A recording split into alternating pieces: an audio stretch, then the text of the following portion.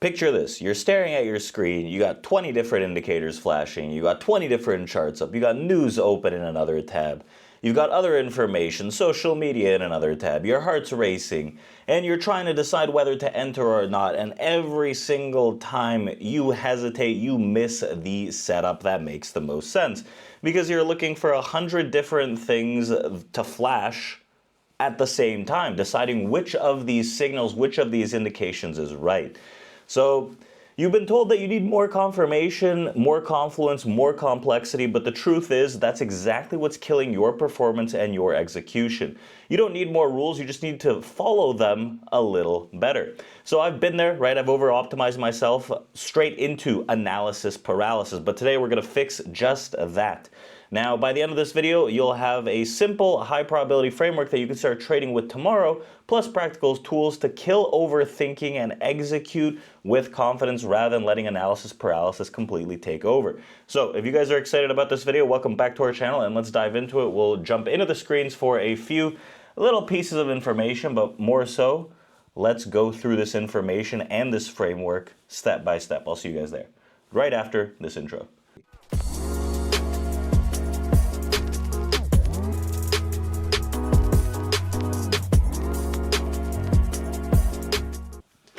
Overthinking is one of the most expensive habits in trading. It's called analysis paralysis. You have too many inputs, you have too many opinions, and you're very slow to act. There's zero action. Every trader has done it realistically. You add another moving average here, you add a VWAP, you tweak your stop size, you wait for more candle confirmation. By the time you start to feel sure, the move is over, right? This is classic. Everyone thinks that they need to add complexity. Everyone thinks it's rocket science. The more cool crap you have on the screen with order flow, with this, with that, more charts per asset, it makes it better, right? Probably not true. Realistically, I look at one individual chart, right? Only one individual chart while trying to trade on each asset after we've done the analysis. That's the framework I want to break down today.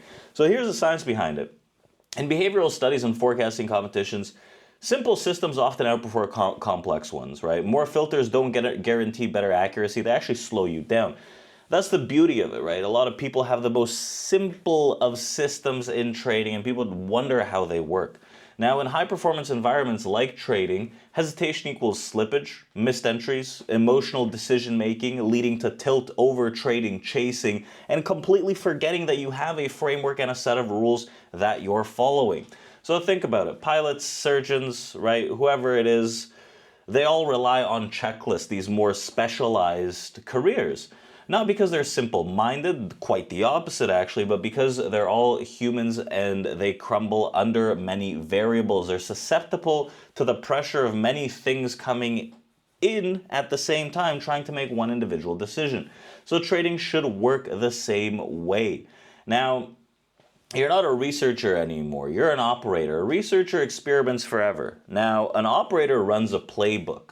So your edge doesn't come from having the perfect system. It comes from doing high quality things over and over and over again, having something repeatable that has a positive expectancy under pressure. You don't need 100 tools. You need one setup, 2 filters, 3 filters, a few filters, not 20, 30, right? A handful that you can count on one individual hand and rules that you can actually obey. That's it.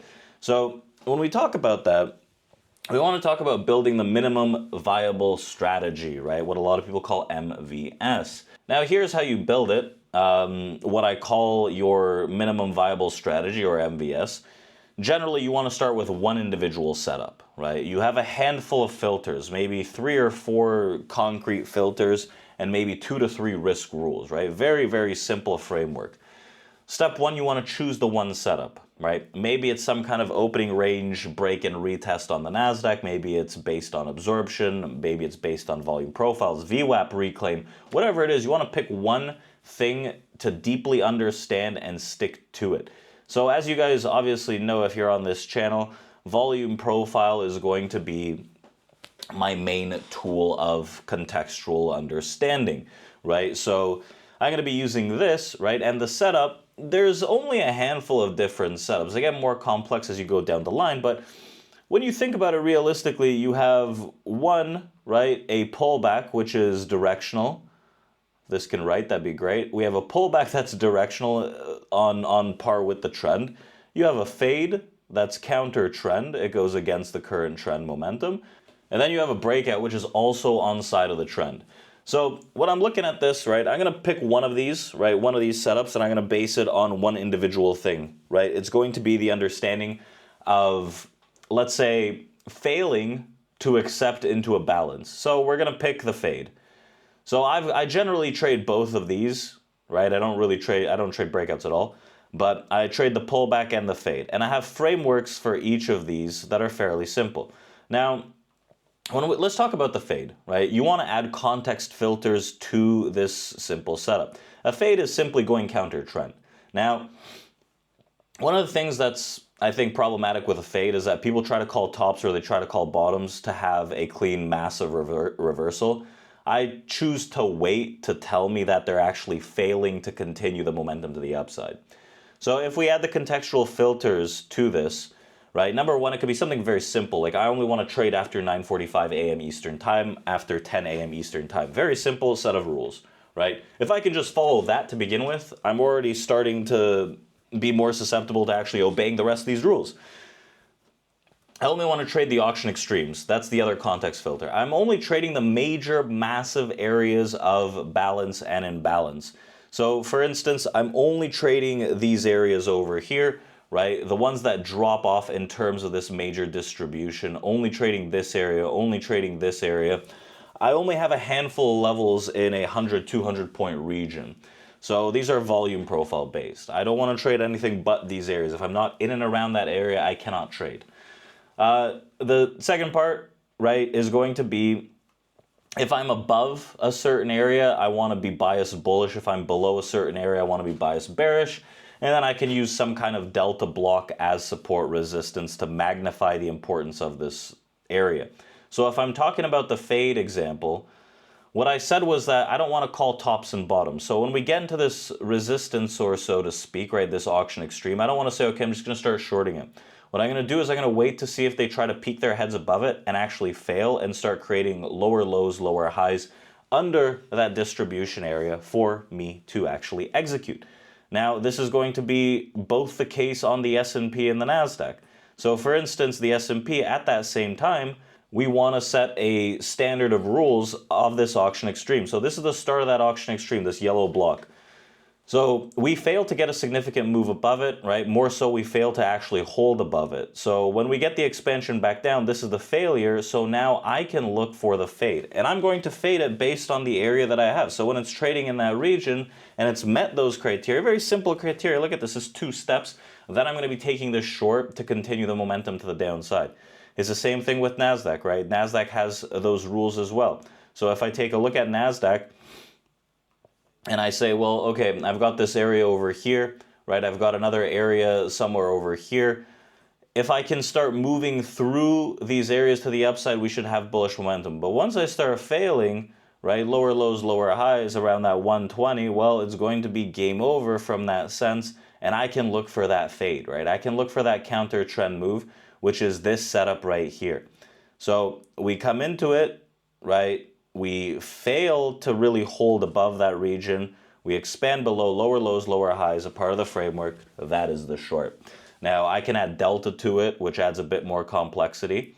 I could add a few other order flow tools that adds a bit more complexity. But if I start with those just 3 basic pieces of information and framework, then I don't even have the chance to get even further with it. If I don't have those 3 things setting up for whatever setup it is, then I can't even progress. So that's fine, meaning that those are going to be the initial barriers for me to actually do something with this strategy and system. So we want to have that onset of rules so that we can actually have something that's viable, and from there, okay, yeah, you can make it a touch more complex. Not that it's necessary.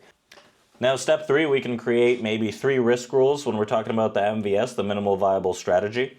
We want to understand our stop size, we want to understand our position size, and we want to have a daily circuit breaker, right? These are very simple rules that we need to follow. So based on the stop size, we can talk about putting a stop based on the price action, for instance. So if I'm looking long or short, I can put, let's say I'm looking short from this area that I've got, I can put my stop a few points above it. Between 4 to 5 points is a standard stop that I use on the NASDAQ, so I'm trying to position myself to have something like that, not necessarily more risk. Sorry, I meant to say the S&P, not the NASDAQ. On the NASDAQ, 17 to 22 points of stop, right, somewhere in that vicinity. I don't think it's needed to have more, so I can place my entry based on the understanding of where can I hide my stop, based on approximately something like that. I don't want to overextend the stops too much based on these like smaller ranges. I want to make sure that I'm entering at decent spots, so this kind of stop could be enough, even based on price action. Position size, you want to understand that you have X amount of risk per day, realistically based on a percentage of your account, whether you're trading prop firms or whether you're trading your individual accounts. You want to have a stern circuit breaker on the day. For instance, you want to stop after maybe minus 2R or stop after plus 3 to 4R on the day. You want to have your position size that's equal, maybe a half R, a half negative R, whatever the case may be, a full negative R, for instance. So you can reverse engineer this, but you really, really have to follow those rules because it's how accounts get blown. So if you have, for instance, right, maybe $5,000 of an account, right, worth of risk, maybe you're risking about $100 per day, so you can reverse engineer what each individual stop is if you have a basis of maybe 2 to 3 trades on a day-to-day basis, right? So you want to reverse engineer it from that perspective. You don't necessarily want to be risking more than even like 5% of the account per day, especially as the account size grows and grows. If you're trading with a $100,000 account, obviously, I don't think there's a need to be risking even 5% on that account per day. So realistically, you're trading with a significantly small amount to understand. That's it, right? You don't have 20 rules. You don't have 1,000 rules for this. It's just these. You want to have more clarity because complexity just crushes clarity every single time. You get foggy with too many things, too many rules, too many prerequisites to actually enter into trades. Now, once we have this is how we can test the MVS without overthinking it too much. For 2 weeks, your goal is to execute flawlessly, right? Not to make money. That's one of the biggest things that crushes people into analysis paralysis and actually overthinking. The second someone starts thinking about their profit and loss, their P&L, it's actually so over. You can barely come back from something like that on the day, because if you see a little red number, you're going to emotionally trade. You've completely abandoned your strategy, and it's going to be a lot tougher to get back from situations like that, which happens to start tilt and other nasty things like over trading. Obviously those kind of go hand in hand, but the goal always should be to actually trade your system and not be worried about the profit and loss. I know that goes against what trading is completely. I understand that, but realistically, that's probably the best way to actually be good at trading and profitable, by understanding that you need to actually just trade the information that you have, and the byproduct of following those rules is going to be profit. So 2 weeks, right? You want to look at this and say, you know what, I've got maxed 3 trades per day, and I have a 5 to 10 minute timer between my trades. I want to journal each trade. What is the trade plan? What is the trigger? What is the stop? What is the context? What is the emotion? What is going on? What are the things that I've done poorly? What are the things that I've done well? You want to journal every single trade, and you want to stop between every single trade. 5 to 10 minute timer. That's it. You want to understand that every individual trade is literally an individual trade. They're not connected one to another. If the prior one was a loss or a win, they have no relation. So, and after just 2 weeks, if your average win rate, right, your RR, for example, is 1.3, your average loss, you're probably going to be green, right, which is great. If not, you want to adjust some of the variables, maybe your time window, maybe your stops, but only one at a time. Notice a pattern of what is going poorly, right? This is when you're generating and creating your sample size.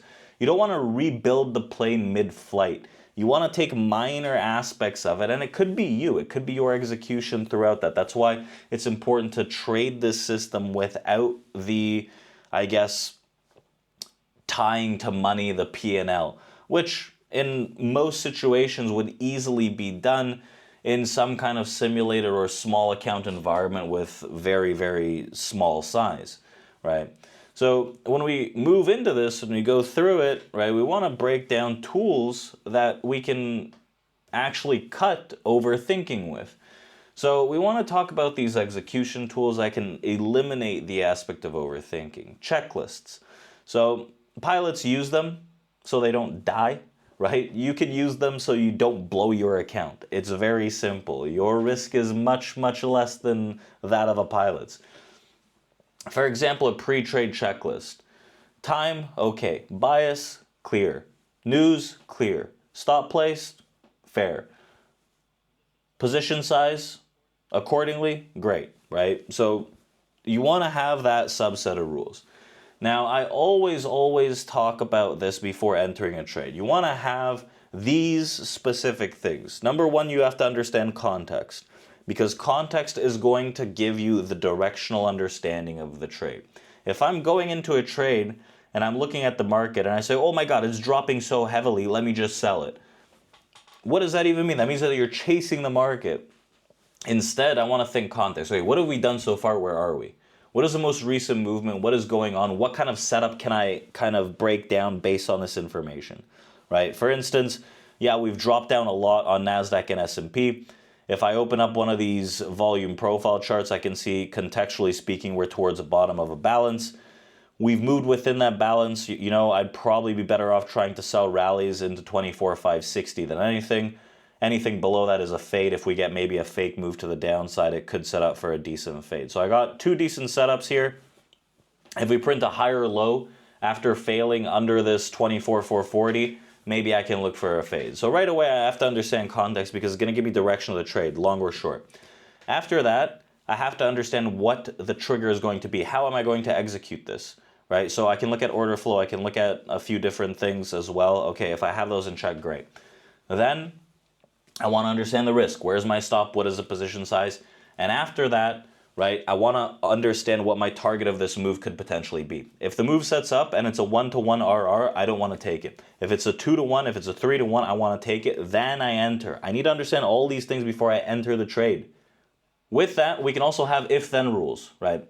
For example, if I move through a balance, if I move through an area of value, then that directionality starts in the market. So for instance, if I'm moving through value to the downside on this NASDAQ, right? I'm moving through value from above to below. Directionally, I should be biased to the downside. So if we move through a balance extreme, within a balance, if I'm moving inside of a balance, so for instance, if I'm moving inside of this balance from above, this major fat balance that could be split up a little, then I have the expectation to continue to the downside based on the following principles. Number one, we have a significant move into that balance, right? So if I say the balance top from yesterday is approximately 950, 960 over here, a significant move on NASDAQ is probably like 30, 40, 50 points to the downside. On the S&P, about 10 points. So if I have a significant move, great, that's acceptance. We can leave behind clusters of negative delta to hold the sell side. Okay, great. Now I have resistance to support the idea of the directionality. Number three, I want to trade the pullback on the continuation. So I want to be on the first test. So the first time we come back into that area, I want to continue to move lower. I want to confirm that we have higher highs in bullish momentum or lower lows in bearish momentum. So if I have these if-then statements, then I can look at this as a subset of rules to follow to continue on with the actual trade. Let's call it implementation intention, right? And psychological studies show that it boosts follow-through dramatically. The other thing that you want to have is a timer. Right? As crazy as it sounds, timers, after a loss, even after a win, after any trade, set a timer. It interrupts the emotional feedback loop before you revenge trade. Your job is to pre-decide when you're calm, so you don't overthink when the adrenaline hits. When you feel that adrenaline's hitting after a trade, win or loss, that's generally when it's like the highest. So you want to break that feedback loop, and one of the easiest ways is having some kind of timer, physical or on the screen, whatever the case is. As we move into this, right, we can talk about tilt control, over trading, loop breaks, so on and so forth. So we can talk about the real account killer. That is tilt. Tilt has blown so many funded accounts, online props, more than you can count on even 15 hands, right? And I'm talking about you. You're probably one of those people if you're watching this video. And it's to a degree understandable, but it's a lack of emotional control. And at that point, you're gambling. So you got to really take a deep, deep look in the mirror. It's blown cash accounts as well, very easily. So tilt is that emotional spiral. That one loss creates frustration, creates an impulse trade, creates a bigger loss, and that feedback loop persists. Here's how you can break it, right? Number one, we want to implement the timer for sure, right? We want to understand where that timer is.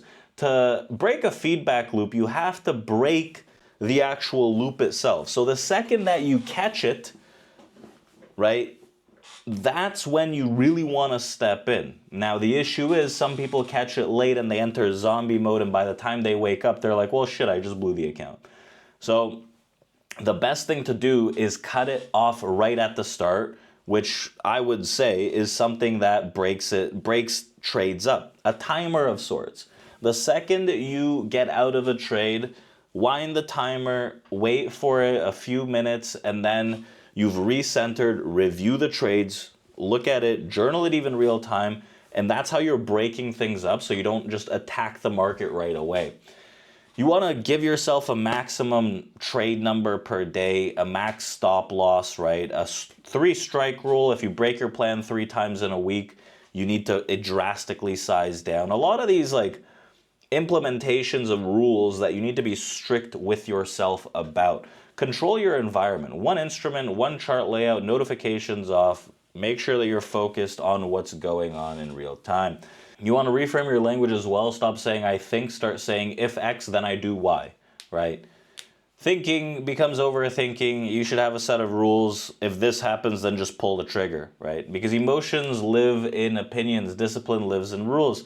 This way you can actually take trades that are based on a specific outline, a set of rules, right? So that you can gather a sample size that helps you understand where to improve and what you're doing poorly, what you're doing well. Now, when you're looking at metrics, right, this is the next part.